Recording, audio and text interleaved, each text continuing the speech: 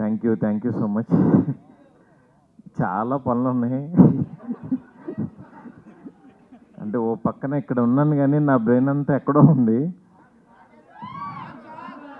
అన్నీ వచ్చేస్తాయి. అసలు ఏమీ కంగారు పడద్దు.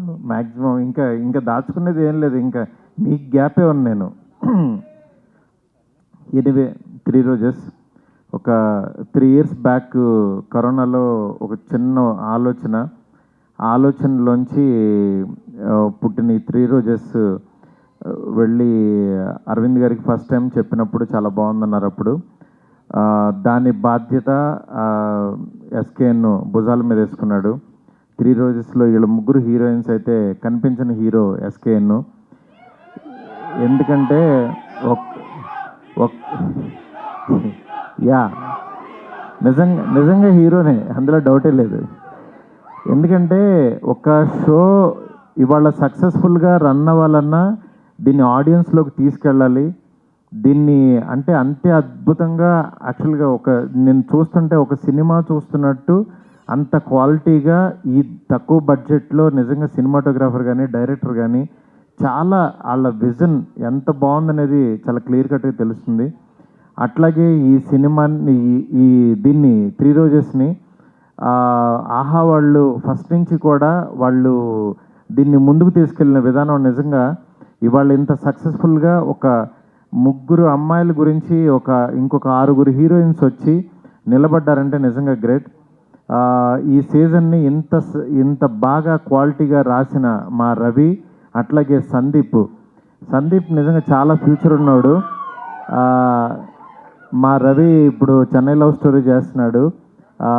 తను సినిమా దీనికోసం గురించి ఎంత నిలబడ్డాడో తెలుసు నాకు. అలాగే ఇవాళ ఇక్కడున్న అందరికీ కూడా కంగ్రాట్స్ చెప్తున్నాను. సూర్య ప్రతిరోజు పండుగలో ఒక చిన్న క్యారెక్టర్ చేశాడు. ఇవాళ హీరోగా చూడటం చాలా హ్యాపీగా ఉంది.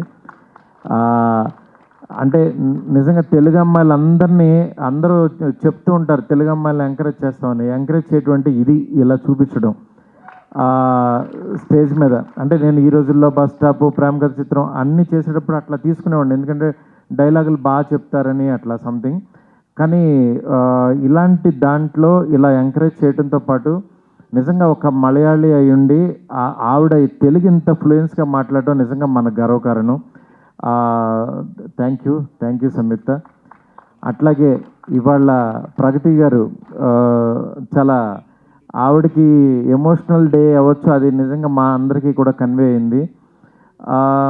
మ్యామ్ మిమ్మల్ని అందరూ తిడుతున్నారని ఏమనుకోవద్దు. ఎందుకంటే అలా తిట్టకపోతే వాళ్ళు మీరు గోల్డ్ మెడల్ సాధించేవాళ్ళు కాదు, నేను రాజాసాబ్ తీసేవాడిని కాదు. ఎందుకంటే వాళ్ళు నిజంగా చాలా వాళ్ళ పనులన్నీ మానుకుని మన కోసం టైం పెట్టి వాళ్ళ కాన్సన్ట్రేషన్ మొత్తం వాళ్ళ పాజిటివిటీ అంతా చంపుకుని ఒక నెగిటివ్ ఆలోచన తెచ్చుకుని వాళ్ళ బ్రెయిన్ అంతా నెగిటివ్ చేసుకుని ఒక మాట మాట్లాడి 4 తిట్లు తిడుతున్నారంటే అంత ఈజీ కాదు మేము. అది అలా అంత నెగిటివ్గా పాపం వాళ్ళ దగ్గర ఉన్నదే పంచుతున్నారు. వాళ్ళు ఇంకేం ఇవ్వగలరు చెప్పండి?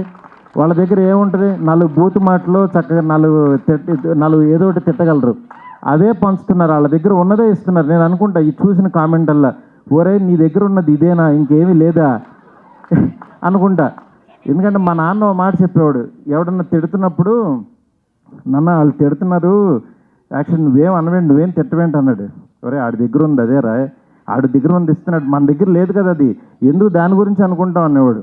అందుకని ఎవరన్నా తిడుతున్నా దాన్ని ఎనర్జీగా మార్చుకోండి. డెఫినెట్గా ఒక గోల్డ్ మెడల్ వస్తే ఇలాగా.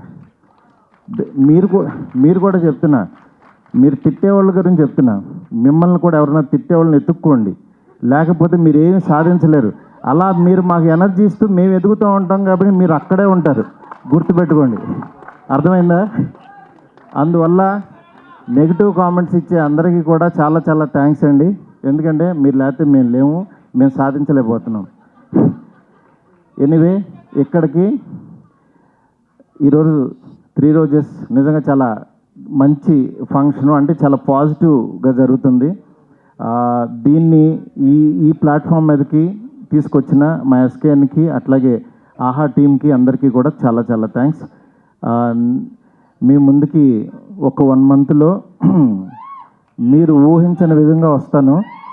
ఆ రోజు మాట్లాడుకుందాం. Okay, thank you so much. Thank you.